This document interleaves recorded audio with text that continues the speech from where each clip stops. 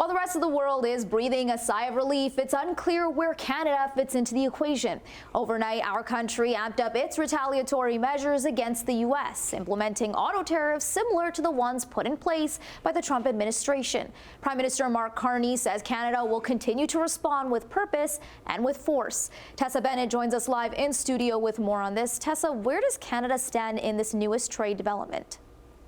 Manisa, today has been a game of back and forth from the White House. In the end, Canada was not hit with any new tariffs, but Ottawa is still imposing counter tariffs on autos. Carney's new measures will target American-made vehicles and, in some cases, American car parts.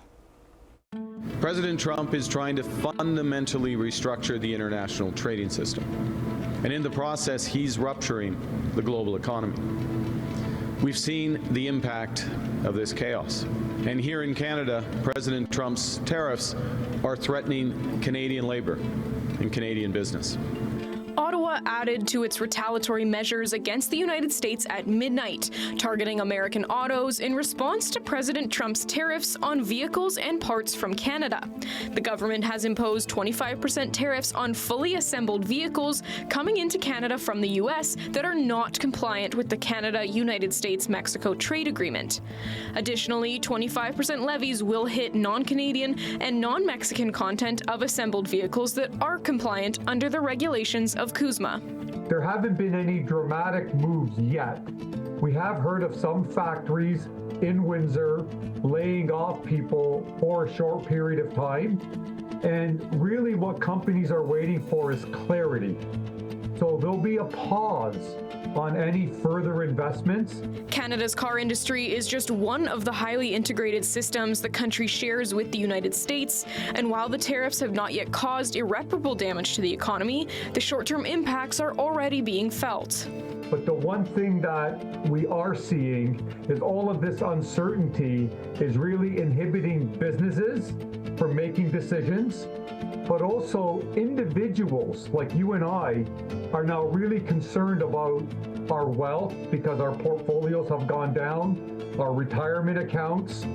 So we're less likely to make those purchases.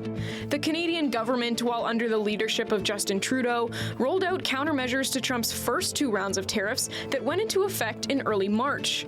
Canada imposed tariffs on $30 billion worth of U.S. goods, followed by an additional $29.8 billion on steel and aluminum.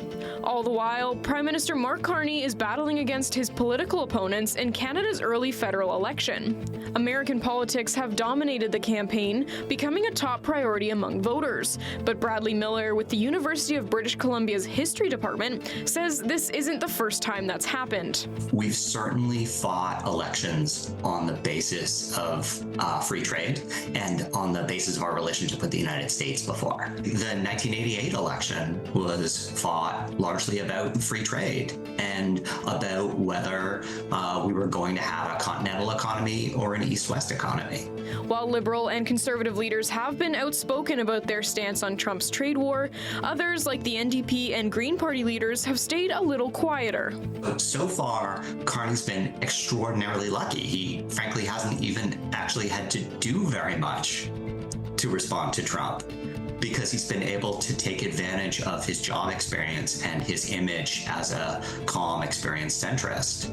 Regardless of the outcome on the election, Canadian officials and experts alike are warning the relationship between Canada and the United States is forever changed.